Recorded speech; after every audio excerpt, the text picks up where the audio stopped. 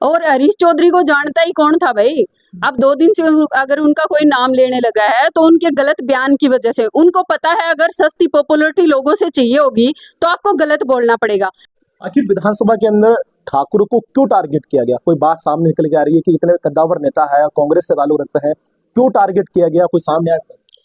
जलन है, ठाकुरों का रुतबा ही ऐसा है, जलन होती है। अब ये बराबरी नहीं कर सकते तो जलन बरकरार है, तो ये जलन तो रहेगी। जो उन्होंने बोला है ना गड्ढों के बारे में, ठाकुरों के बारे में, तो अगर किसी व्यक्ति विशेष से उनको जलन थी तो वो सीधा बोल देते। श्री राष्ट्रीय राजपूत करनी सेना क्या इसका विरोध करेगी या आने वाले दिनों में कोई बड़ा एक्शन लेने वाली है? नहीं, हमने तो एक ही बात कही है कि या तो ये हरीश चौधरी जी माफी मांग ले, अदरवाइज अगर माफी नहीं मांगते हैं तो इनके पुतले जलाए जाएंगे और पोस्टर भी हर जगह पे जलाए जाएंगे। विधानसभा में ये चर्चा करना, क्योंकि आप ही के समाज ताल्लुक रहने वाले कई वहाँ विधायक है, क्या उन्होंने कोई बयान सामने आया है, कोई विरोध किया या ऐसा कुछ? हमारे समाज के नेता जो है ना वो मुंह पे पट्टी लगा के बैठते हैं, ये बात हमेशा से ही साबित हुई है, क्योंकि उन लोगों को बोलना ही नहीं है, उनको सिर्फ वोट से मतलब है।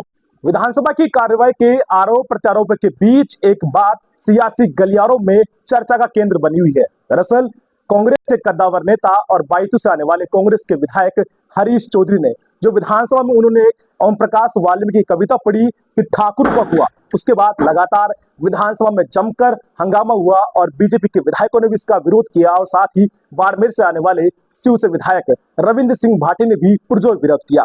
इस बात पर हमारे साथ चर्चा के लिए श्री राष्ट्रीय राजपूत करनी सेना की कार्यकारिणी अध्यक्ष शीला जी हमारे साथ मौजूद है। शीला जी, कल विधानसभा में जमकर हंगामा हुआ, हरीश जी ने बयान दिया, इस बयान को आप कैसे लेते हैं श्री राष्ट्रीय राजपूत करनी सेना?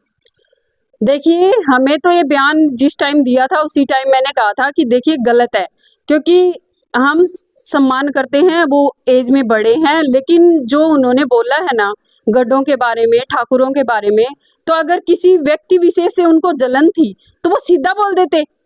अगर उनको दिया कुमारी जी से जलन थी या उनसे कुछ कहना था तो वो सीधा बोलते ना। टारगेट पूरे राजपूतों को क्यों किया? क्योंकि गड्ढों के बारे में अगर बोला जाता है तो गड्ढों के बारे में वो जानते क्या है, हमने क्या किया है क्या नहीं किया, उनको पता ही क्या है हमारे बारे में। हमने 565 रियासतें अपनी दान में दी है सरकार को, ताकि लोग हमें सामंतवादी ना कह सकें। क्या मैडम इसे कोई रणनीति मानी जाए या फिर सियासी मजबूरी, या फिर यह माना जाए कि वित्त मंत्री दिया कुमारी है, आप ही के समाज से ताल्लुक रखती है, क्या उनको टारगेट किया गया या फिर आने वाले दिनों में कोई समाज में इस तरह कोई बवाल पैदा करने वाला?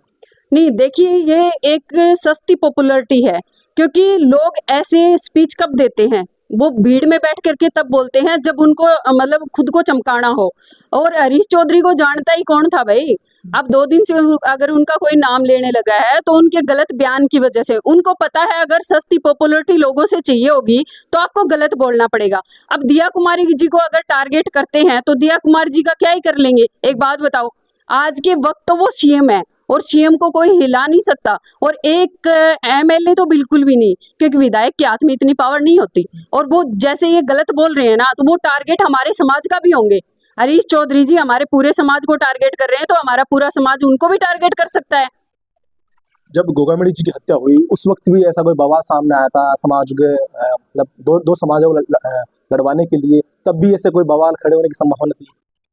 नहीं, उस टाइम ऐसा कुछ नहीं था शायद, क्योंकि उस टाइम पे जो सर्व समाज के भाई थे ना वो सब इकट्ठा हुए थे। क्योंकि जो पहले तो मुझे याद नहीं था, क्योंकि 21 दिन तक उनकी जब डेथ हुई थी, उनके बाद में 21 दिन तक मैं कोमा में थी। मतलब मुझे सुध बुध कुछ भी नहीं थी कि क्या हो रहा है क्या नहीं हो रहा। लेकिन उसके बाद जब मुझे सुध बुध हुई और मुझे कुछ वीडियो वगैरह दिखाए गए तो मुझे इतना तो आइडिया लगा कि उस वक्त एक समाज नहीं, वहाँ पे सर्व समाज था। विधानसभा में ये चर्चा करना, क्योंकि आप ही के समाज ताल्लुक रहने वाले कई वहाँ विधायक है, क्या उन्होंने कोई बयान सामने आया है, कोई विरोध किया या ऐसा कुछ? हमारे समाज के नेता जो है ना वो मुंह पे पट्टी लगा के बैठते हैं, ये बात हमेशा से ही साबित हुई है, क्योंकि उन लोगों को बोलना ही नहीं है, उनको सिर्फ वोट से मतलब है। हमारे समाज के बारे में कई बार गलत बोला गया है, विधानसभा में कई बार ये मुद्दे उठे हैं, लेकिन आज तक कोई भी विधायक नहीं बोला। विधायक उसी टाइम बोलेंगे जब इनको वोट की राजनीति चाहिएगी, जब इनको वोट चाहिएगा तब ये हमारे घरों पे आकर के हमारी कुंडी खुटकाते हैं और कहते हैं कि हमें वोट दीजिए, हम आपके समाज के हैं। तो ऐसे मतलब इनको बोलना नहीं है, इनको किसी का विरोध नहीं करना है। इनकी खिलाफत में अगर कोई बोले, बहन बेटियों के बारे में बोले या फिर मंदिर गाय के बारे में बोले या ब्राह्मण के बारे में बोले, किसी के बारे में बोले, इनको कोई फर्क नहीं पड़ता। अगर समाज के लिए ये बोल जाएंगे तो इनको वोट कौन देगा? इनके मन में की बातें ये हैं कि ये अगर बोल जाएंगे तो इनको वोट कौन देगा। लेकिन इन लोगों को ये नहीं पता कि आपको समाज ही चमकाता है। अगर आप राजनीति करते हो तो क्या हमारा समाज इनको वोट नहीं देता? हमारे भी तो वोट लगते होंगे ना। तो कम से कम समाज के बारे में बोल लेंगे, कल को समाज इनको, फिर वही बात है, कल को ये वोट लेने के लिए हमारे घर पे आएंगे तो फिर हम इनका विरोध करेंगे। श्री राष्ट्रीय राजपूत करनी सेना क्या इसका विरोध करेगी या आने वाले दिनों में कोई बड़ा एक्शन लेने वाली है? नहीं, हमने तो एक ही बात कही है कि या तो ये हरीश चौधरी जी माफी मांग लें, अदरवाइज अगर माफी नहीं मांगते हैं तो इनके पुतले जलाए जाएंगे और पोस्टर भी हर जगह पे जलाए जाएंगे। आखिर विधानसभा के अंदर ठाकुरों को क्यों टारगेट किया गया? कोई बात सामने निकल के आ रही है कि इतने कद्दावर नेता है, कांग्रेस से ताल्लुक रखते हैं, क्यों टारगेट किया गया? कोई सामने आया? जलन है, ठाकुरों का रुतबा ही ऐसा है, जलन होती है। अब ये बराबरी नहीं कर सकते तो जलन बरकरार है, तो ये जलन तो रहेगी। बिल्कुल, ये हमारे साथ थे श्री राष्ट्रीय राजपूत करनी सेना की कार्यकारिणी अध्यक्ष शिलाजी। साफ तौर पे कहा कि अगर माफी नहीं मांगते हैं तो आने वाले दिनों में बड़ा विरोध होगा और समाज एकजुट होकर उनका विरोध करेगा। शिवकरण के साथ खबर नेटवर्क, जयपुर।